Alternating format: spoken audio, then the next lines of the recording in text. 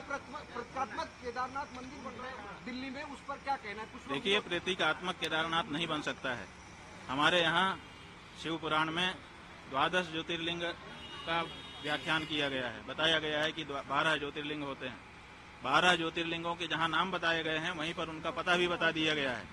और ये कहा गया है जैसे सौराष्ट्रे सोमनाथम, पहले कहा सौराष्ट्र माने पता, उसके बाद कहा सोमनाथ। उसी तरह से केदारम हिमवत पृष्ठे, जो केदार है वो हिमालय के पृष्ठभाग में है, माने हिमालय में केदार है। तो आप दिल्ली में कहाँ से ला के रख दोगे केदार को?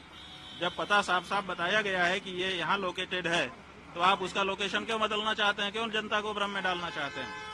आप भगवान के 1000 नाम है, किसी नाम से स्थापना करके पूजा करिए, लेकिन केदारनाथ धाम दिल्ली में बनेगा, ये अनधिकार चेष्टा है और ये नहीं होना चाहिए। क्या इसके पीछे राजनीतिक वजह है? भाई बहुत सारी राजनीतिक वजहें हैं। हमारे सभी जो हमारे धर्म स्थान हैं वहाँ पर राजनीति वाले प्रवेश कर रहे हैं। और अब हमारे धर्म स्थान में जहाँ प्रवेश करने में दिक्कत हो रही है, आप केदारनाथ में देखिए 228 किलो सोने का घोटाला हो गया। आप पत्रकार लोग क्यों नहीं उठाते हो? तो जब वहाँ पर घोटाला हो गया तो अब आप दिल्ली में केदारनाथ बना लोगे, वहाँ पर फिर दूसरा घोटाला करोगे। 228 किलो सोना केदारनाथ से गायब कर दिया गया। ये कहाँ का नियम है? क्यों नहीं उठाते हो प्रेस वाले इस बात को?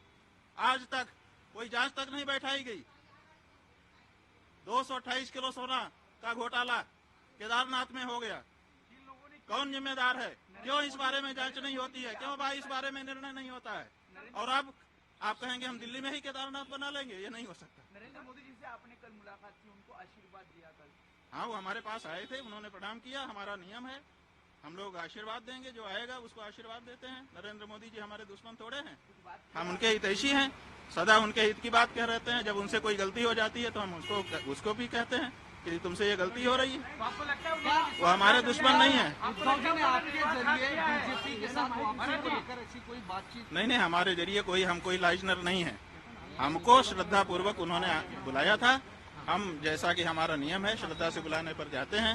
हम आए, उन्होंने पादुका पूजन किया और अपनी जो उनकी अपनी बातें थी वो भी हमारे सामने रखी, हमने उनको सुन लिया। ये जो बात हम कह रहे हैं वो हम अपने मन की बात कह रहे हैं और पूरे महाराष्ट्र की जनता की बात। धन्यवाद।